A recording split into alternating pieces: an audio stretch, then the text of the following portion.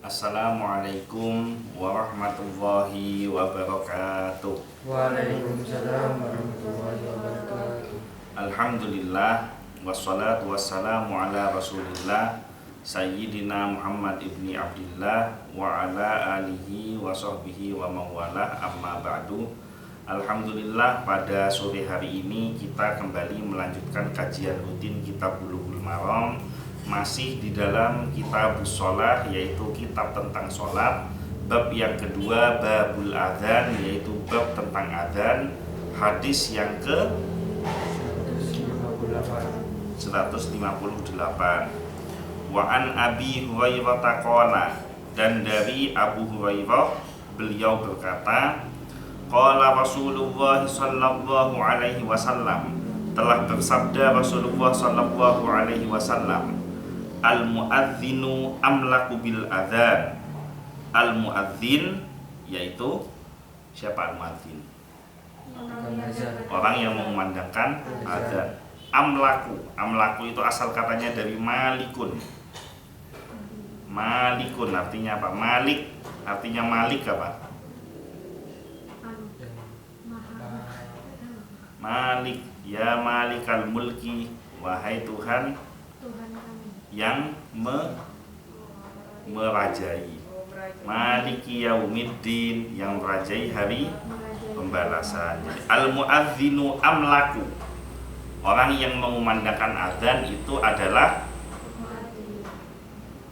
amlaku, yang paling berkuasa atau yang paling berhak bil adzan, dengan dikumandangkannya adzan. Seorang muadzin adalah orang yang paling berhak kapan menentukan waktu untuk mengumandangkan adzan. Wal imamu, dan imam, amlaku apa tadi? Merajai atau menguasai atau yang paling berhak bil iqamah, dengan waktu iqamah. Jadi seorang imam adalah yang paling berhak untuk menentukan kapan iqamah dikumandangkan. Jadi seorang muadzin yang paling berhak untuk menentukan kapan waktunya azan, dan seorang imam yang paling berhak kapan menentukan iqamah. Kalau di dalam syarahnya di kitab ini, al-muadzin amlaku bil adzan diterangkan ay waktuhu maukulun ilaihi, yaitu waktunya diserahkan sepenuhnya kepadanya, diwakilkan. Li'annahu aminun alaihi, karena dia yang mendapatkan amanah atas waktu adzan. Sementara kalau iqamah di sini diterangkan wal imamu amlaku bil iqamah, syarahnya ay fala yuqimu illa ba'da isyaratihi, yaitu tidak boleh mengumandangkan iqamah sebelum ada isyarat dari imam. Rawahu Ibnu Adi, diriwayatkan oleh Ibnu Adi, wa dha'afahu, dan dinilai dhaif oleh beliau. Siapa beliaunya? Ibnu Adi. Walil Baihaqi, dan menurut Imam Baihaqi, di dalam hadis Imam Baihaqi, nahwuhu, ada hadis yang serupa dengan hadis Ibnu Adi, an Ali radhiyallahu anhu, dari Ali radhiyallahu anhu, min qaulihi, dari perkataannya, yaitu perkataan dari Ali bin Abi Thalib. Jadi ada dua hadis yang menceritakan tentang berhaknya waktu azan bagi seorang muadzin dan berkuasanya waktu iqamah bagi seorang imam. Saya lanjutkan ke syarahnya. Ini bisa difahami ya maksud hadisnya ya. Syarahnya, pertama, muadzin berhak mengumandangkan adzan karena ia adalah orang yang dibebani menjalani tugas. Nah, seorang muadzin itu dia berhak mengumandangkan adzan berdasarkan kesepakatan yang ada di lokasi tersebut. Misalkan ketika masjid kayak di Pujer ini kan ada Masjid Baitul Amin. Nah, Masjid Baitul Amin itu kesepakatan masyarakat setempat beserta para tokoh agamanya adalah adzan dikumandangkan ketika tepat memasuki waktu sholat. Maka amanah untuk mengumandangkan adzan ketika tepat masuk waktu sholat itu dipikul atau dibebankan kepada seorang muadzin, sehingga dia yang paling wajib mengumandangkan azan ketika masuk waktu sholat. Tapi ada beberapa lokasi, misalkan di sebuah perusahaan atau di pondok pesantren atau di sekolah, yang mana jam belajar mengajar atau jam bekerjanya itu sudah paten. Kayak sekarang zuhur jam berapa? 11.39. Nah, berdasarkan kesepakatan bersama, jam istirahat adalah jam 12 siang.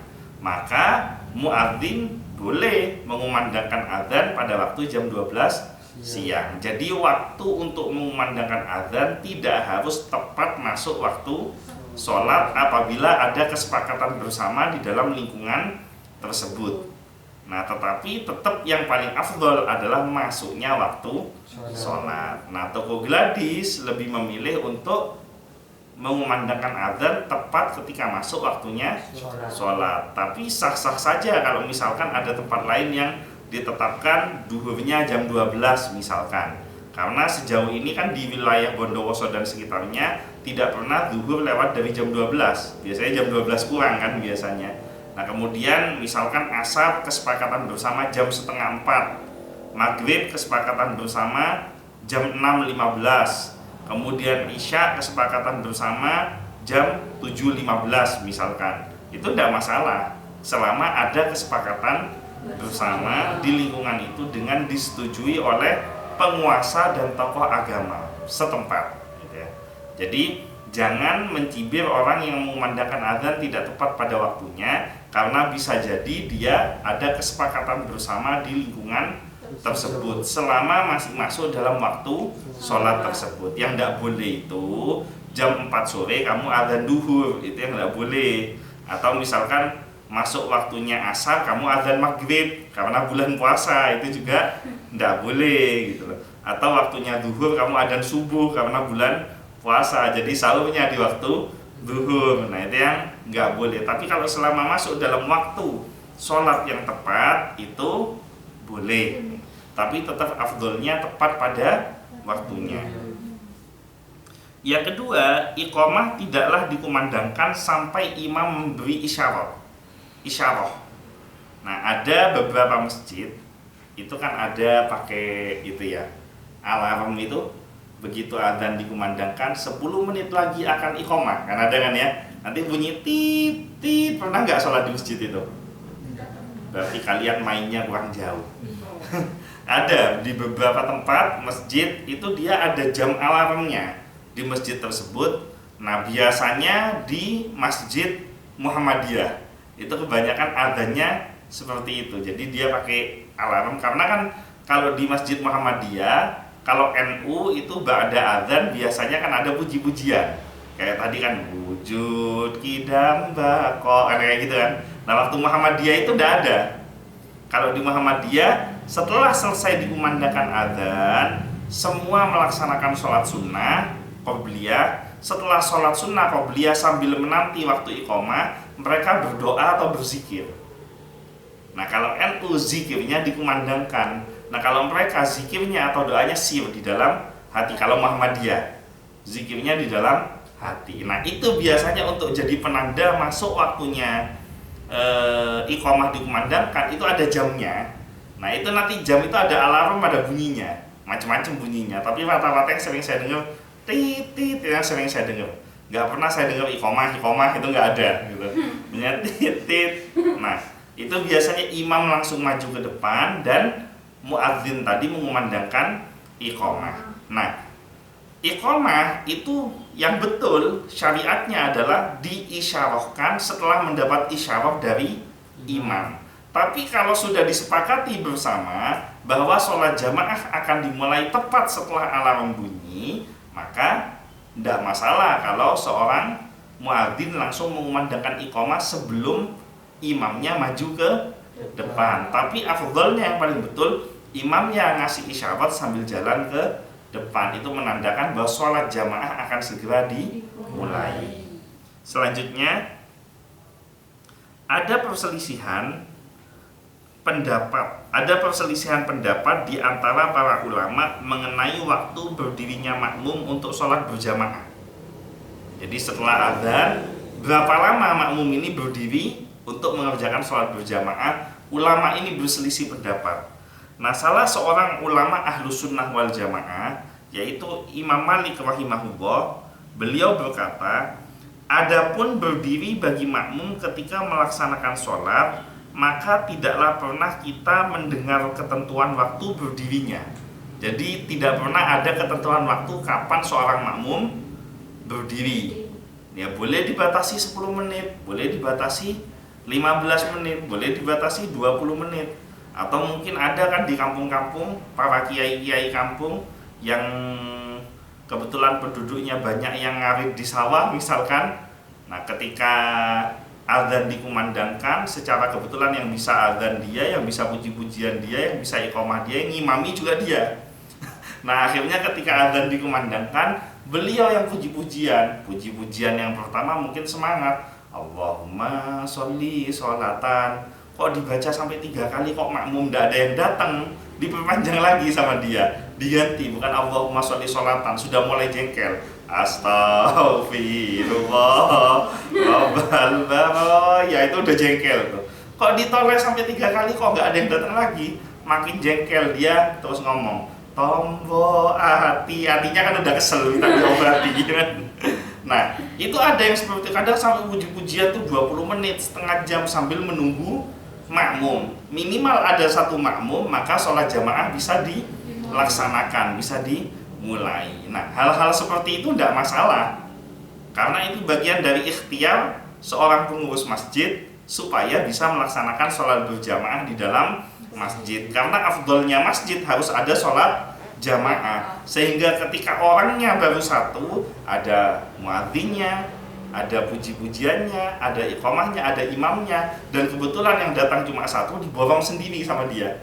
Dia yang muadzin, dia yang sholawat, puji-pujian, dia yang iqamah, dia yang jadi imam. Nah, sambil nunggu makmum. Nah, maka tidak apa-apa dikumandangkan gitu. Nah, tapi mudah-mudahan hal seperti itu tidak terus-menerus terjadi di lingkungan umat Islam, supaya semua umat Islam mendapatkan rahmat dari Allah akibat dari bersemangat, bergegas untuk mengerjakan sholat berjamaah di tempat yang terbaik, yaitu masjid, dan tepat pada waktu yang ditentukan oleh seorang muadzin setelah adzan dikumandangkan. Bahkan kapan berdiri bisa melihat dari kemampuan manusia. Ini masih kata Imam Malik. Ada di antara yang hadir adalah yang berbadan berat, dan ada pula yang ringan. Maksudnya ada yang gemuk, ada yang kurus. Itu harus diperhatikan juga, mulai dari waktu adzannya, waktu iqamahnya, dan waktu sholatnya. Makanya jadi imam sholat itu yang paling betul itu jangan terlalu cepat, jangan terlalu lambat, sedang-sedang saja. Kenapa? Karena kalau terlalu cepat, dikhawatirkan nanti yang sudah tua atau yang badannya gemuk itu kesulitan untuk melakukan gerakan dalam sholat. Toot lah nyok-nyok, ya kan? Sakit, oceh, ya kan? Bukik, kan gitu, sakit. Nah, kemudian ada yang gemuk, itu kan setengah mati itu kalau gemuknya over, ya kan? Ini kenapa semua tersenyum sambil memandang saya?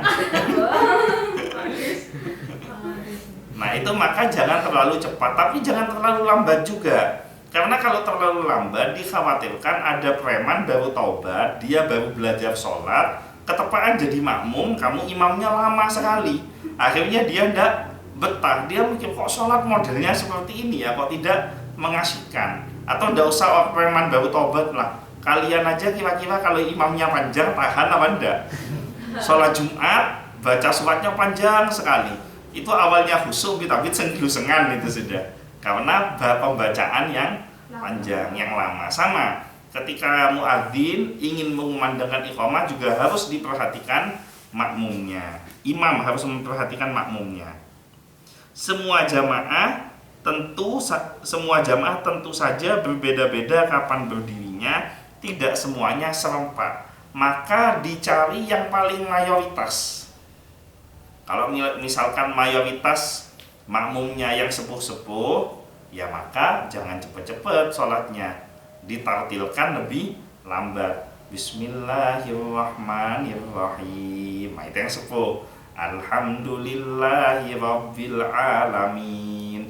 Jadi yang sepuh tuh enak, tapi suratnya kamu jangan panjang-panjang juga. Kalau kepanjangan nanti gemeter kakinya kelamaan berdiri karena sudah sepuh kan itu. Baca yang sedang-sedang saja. Misalkan wailul likulli humazatil lumazah. Nah, itu kan sedang gitu loh. Nah, tapi kalau imamnya model-model yang muda-muda seperti ini, tartilnya lebih cepat tidak apa-apa. Bismillahirrahmanirrahim. Alhamdulillahirabbil alamin. Nah, cepatnya kayak gitu. Tidak boleh menyalahkan kaidah tajwid dan makhraj. Meskipun cepat, tajwid dan makhrajnya tidak boleh keliru. Jangan kayak Valentino Rossi jadi pembalap gitu.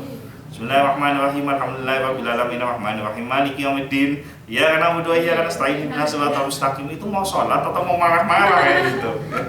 Jadi tetap bitartil tapi cepat boleh.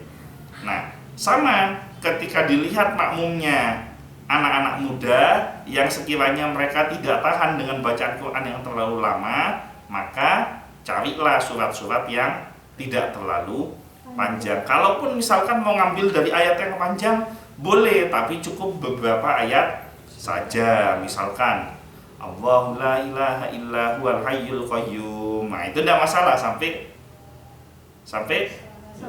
apa? Adim.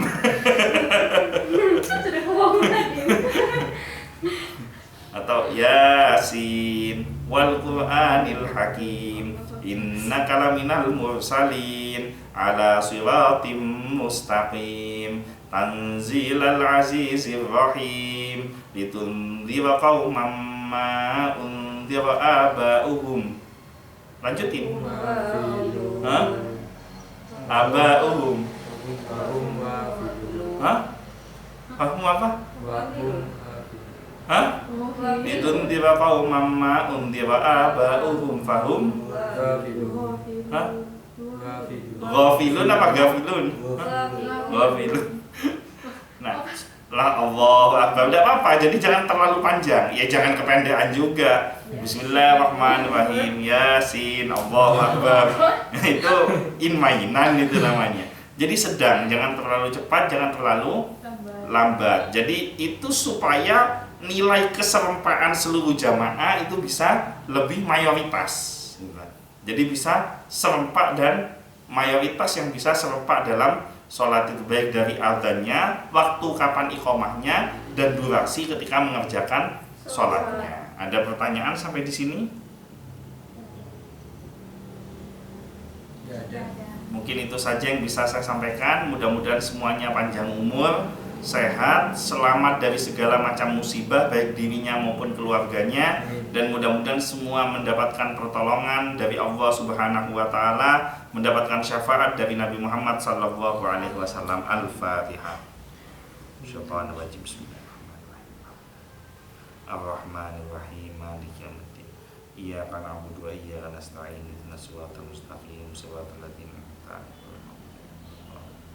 Mungkin itu saja yang bisa saya sampaikan, kurang lebihnya mohon maaf. Wallahul muwaffiq ila aqwamit thoriq, wabillahi taufiq wal hidayah. Wassalamualaikum warahmatullahi wabarakatuh. Waalaikumsalam warahmatullahi wabarakatuh.